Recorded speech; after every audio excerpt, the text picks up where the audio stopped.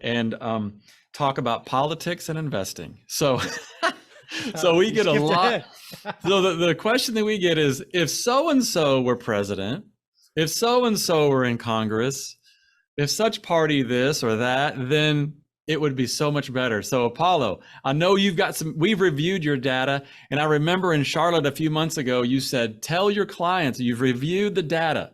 And we've reviewed what Dimensional has put out, and it's fascinating. So can you help us to frame this conversation, explain what the facts really are behind this politics Yeah. and stock market? Yeah, and it's the gift that keeps on giving. We have another election coming up shortly, so I'm sure a lot of folks will be curious to understand, hey, what's going on? What should I expect with that election coming up? So to begin with, let me start with just a broad comment.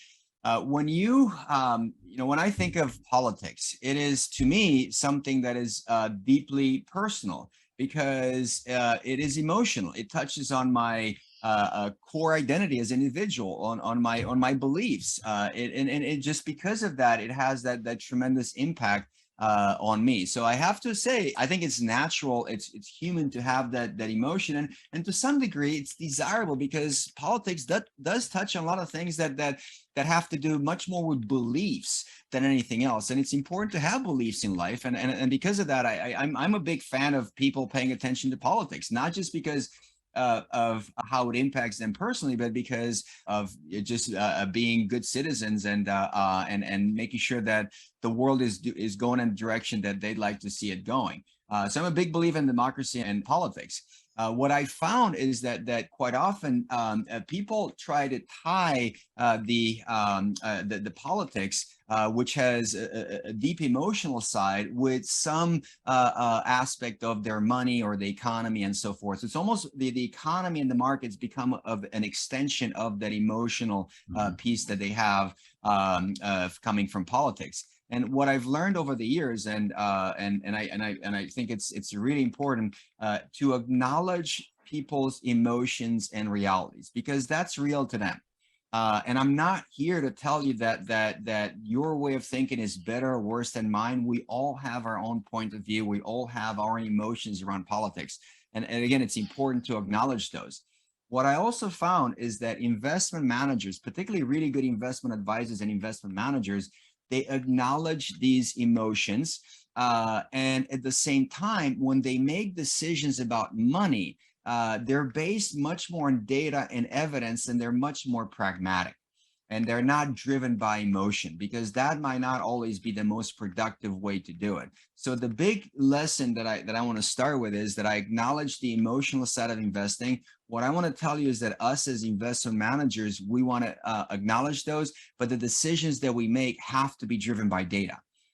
So in that respect, I'll start with just a quick overview of different presidents and how the market did during their term. So we want to see, is there evidence to suggest that being of one party or another is better or worse for the markets? That to me, it's a pretty decent place to start.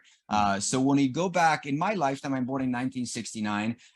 What you see is that President Nixon was in office when I came along, and during the 5 years or so that he was in office, the market on average, annualized, it went up. The S&P 500 actually went down by 2.9%.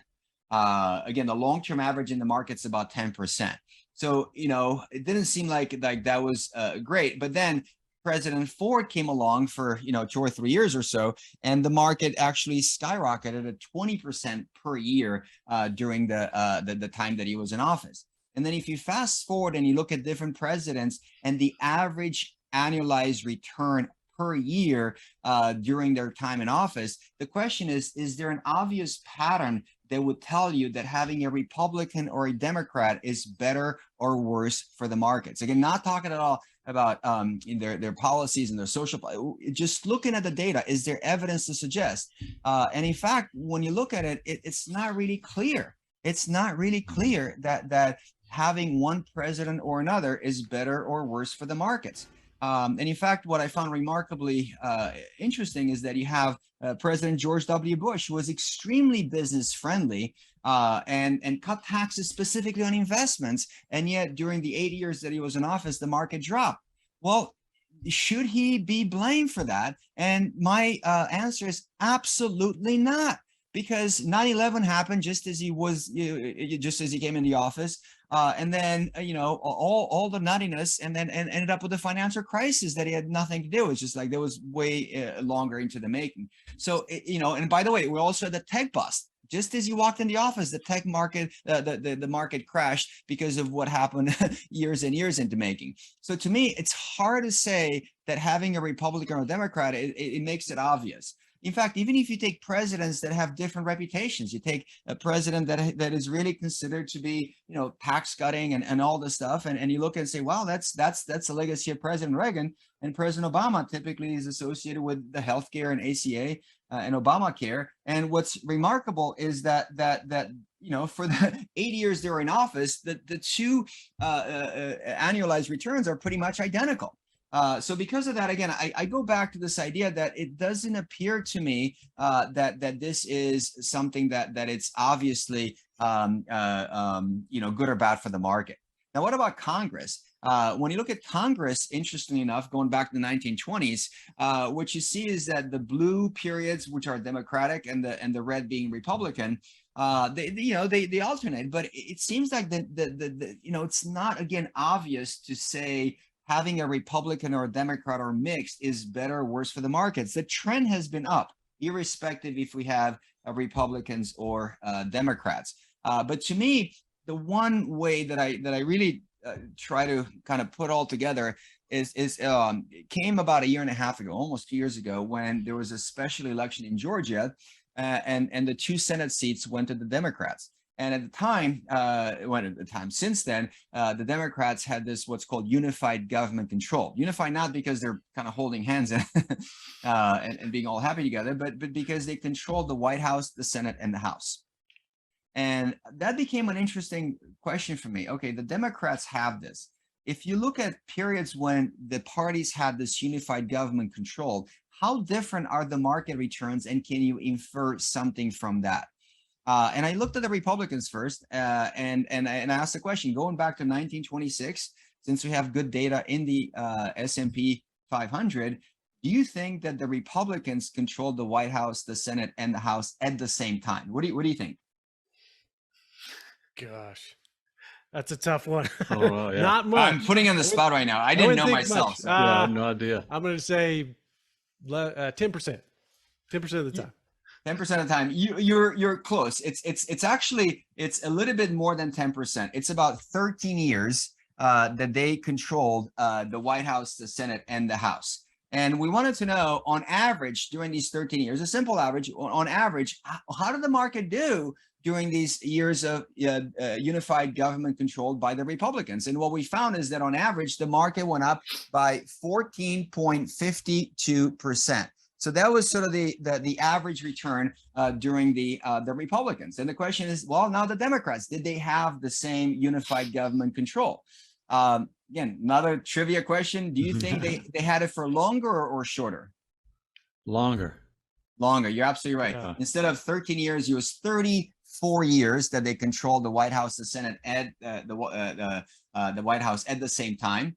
And we wanted to know, on average, how did the market do during the unified Democratic government control? And we ran these numbers over and over and over again. And what we came up with is that on average, during these 34 years of Democratic government control, the market went up by 14.52%.